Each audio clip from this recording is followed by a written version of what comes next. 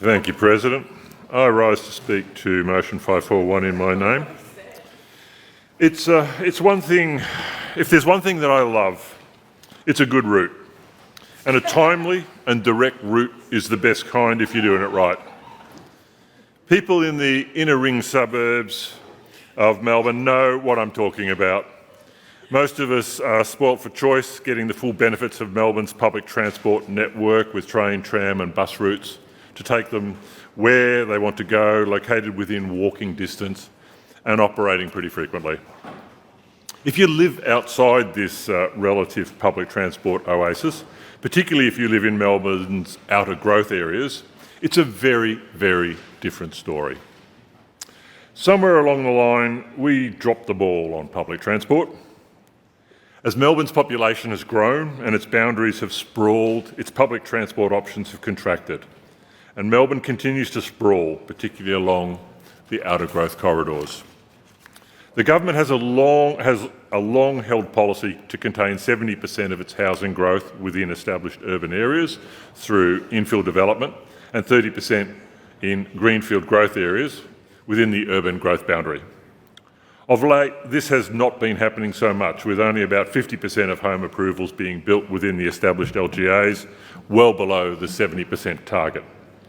And new housing exploding along the southeastern and northwestern corridors poses a fundamental challenge.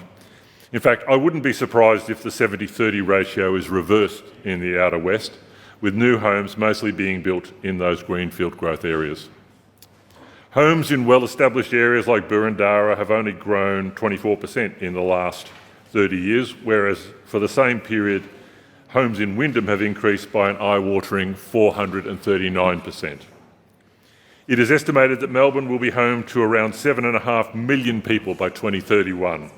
And as our population expands, our outer suburbs will continue to absorb the brunt of this expansion.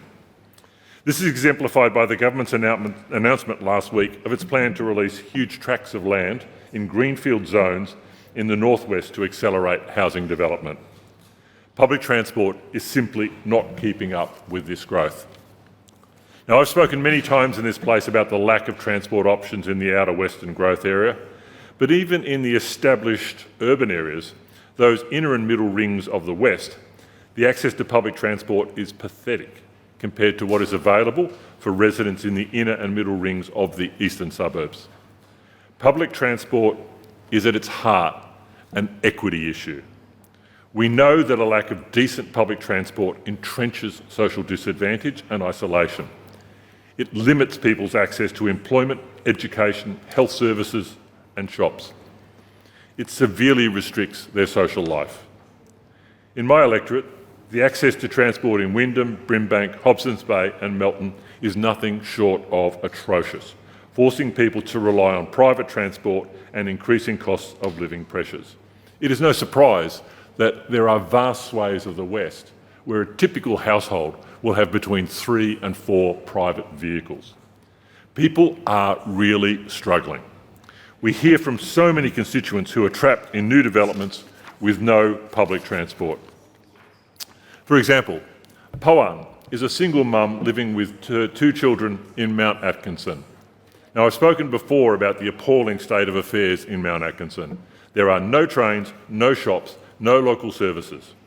The nearest shop to simply pick up a bottle of milk or some toilet paper is a 15-minute drive away.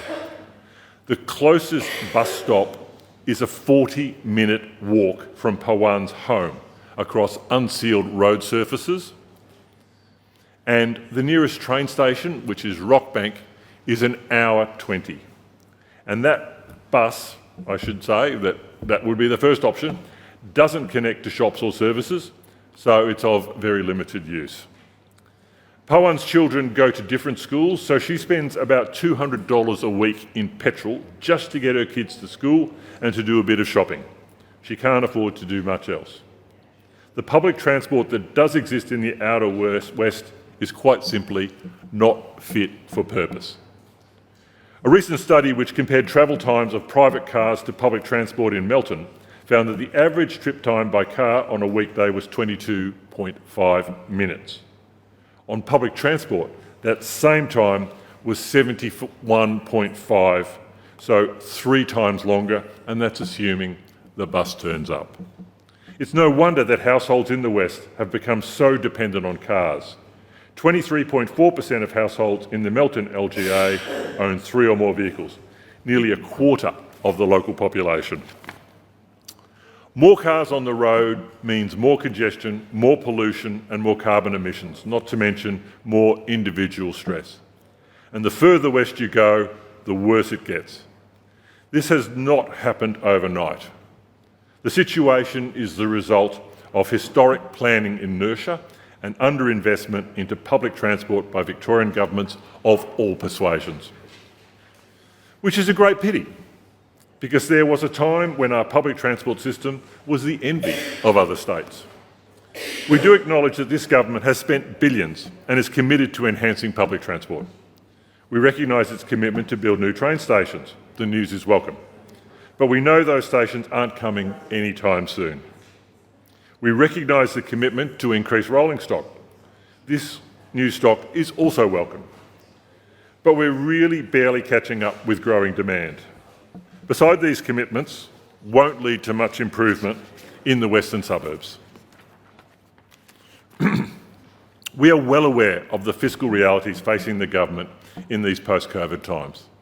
We know there's not a lot of extra cash for additional rail infrastructure, and that rail infrastructure takes a long, long time to complete.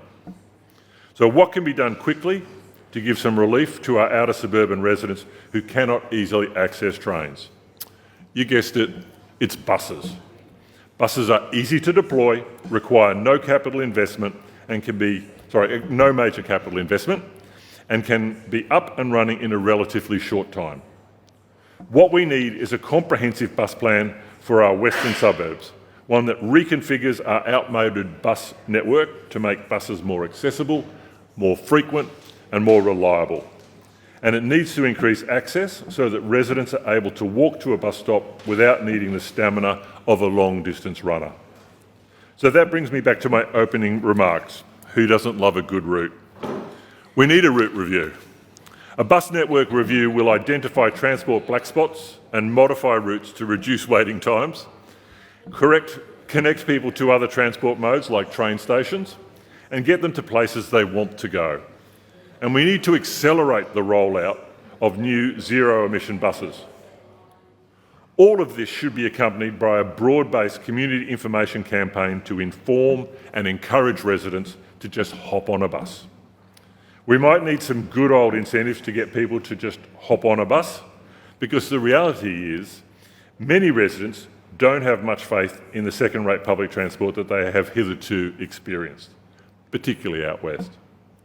With the interminable wait times and the long, convoluted, time-consuming routes, it's no wonder people have been put off.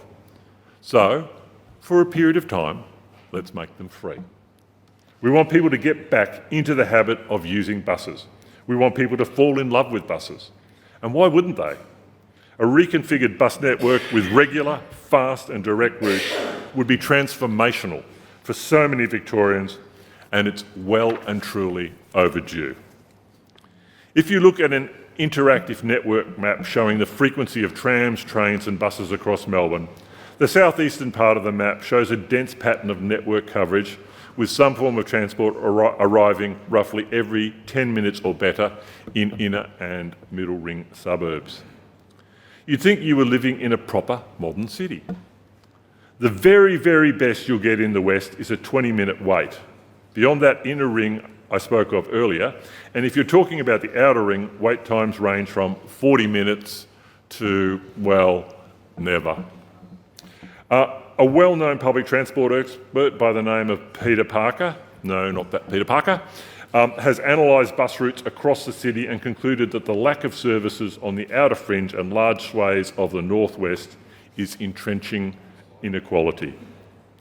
And yet we have the buses.